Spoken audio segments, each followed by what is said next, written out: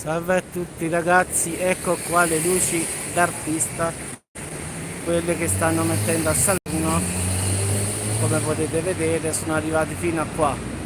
Adesso non si vede nulla perché, parliamoci chiaro, è giorno ancora, quindi non si vede nulla, si vede solo così ragazzi, però si deve vedere quando la sera è illuminata, quindi adesso sembrano nulla.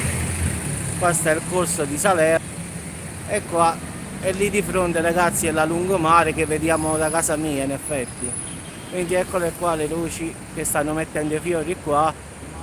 E poi qui, ciao Domitilla, qui invece ci sta il corso e qua si arriva alla lungomare di fronte, potete vedere il mare in effetti, guarda, eccolo qua, il mare sta lì.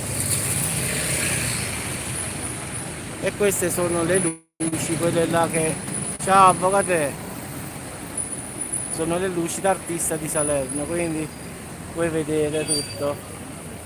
Come puoi vedere ci stanno pure i fiorellini e tutte le luci, diciamo. Sì, poi la sera queste si accendono e si fanno, quindi sono le luci che si accendono e spengono automaticamente. Quindi come potete vedere ragazzi, però la sera è più bello da vedere, quindi di notte diciamo non è buono da vedere. Sì, sì, diciamo che a finale le luci sono per la notte, quindi non è per adesso. Poi come potete vedere ragazzi, no, no, sono le luci d'artista che fanno, diciamo, a Natale qui.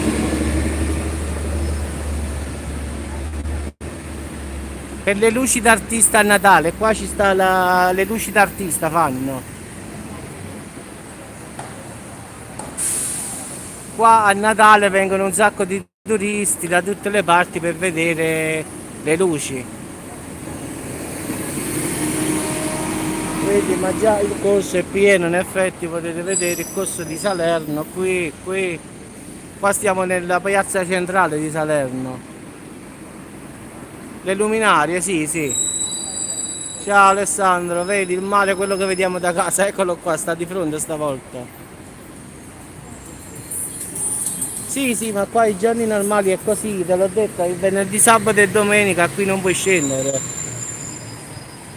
Qui adesso è normale, è anche un orario particolare, diciamo. E c'è gente di... ti conviene quello che fanno i pullman, diciamo a dicembre.